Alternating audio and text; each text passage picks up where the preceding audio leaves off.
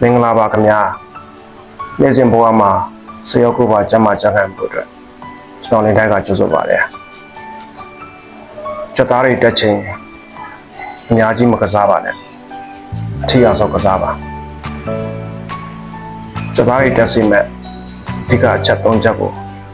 ပြောပြပေးချင်ပါတယ်ပထမဆုံးတစ်ချက်ကတော့ procrastinate over လုပ်ပါဝင်တိုးလေ့ကျင့်တဲ့သဘောတရားလေးတွေတိုးမှမယ်ချိန်ကြော့တွေတိုးမယ်ကစားချိန်နားချိန်ပြောင်းလဲကစားနိုင်အောင်အဓိကကတော့ဒီနေ့မှတဲ့အရေးချက်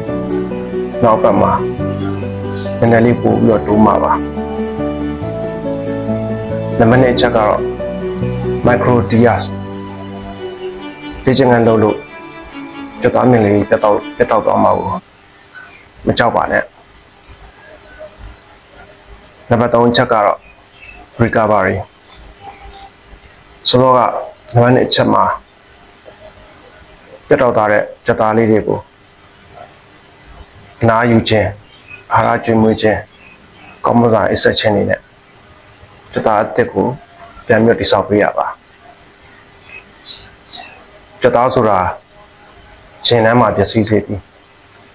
ခြေပြင်ဘက်အနားယူခြင်းမှာပြန်လည်တိဆောက်တာဖြစ်ပါတယ်ခြေမှာကျွန်တော်နဲ့ခမက်လာရောက်ဆွေးနွေးနိုင်တယ်လို့ trainer နဲ့စနစ်တကျကစားလို့သူတွေကိုလည်းကြိုးစားပါတယ်နောက်ဗီဒီယိုမှာပြန်ဆောင်ကြမယ်နော်စိတ်ရောကိုယ်ပါကျန်းမာပျော်ရွှင်ကြပါစေ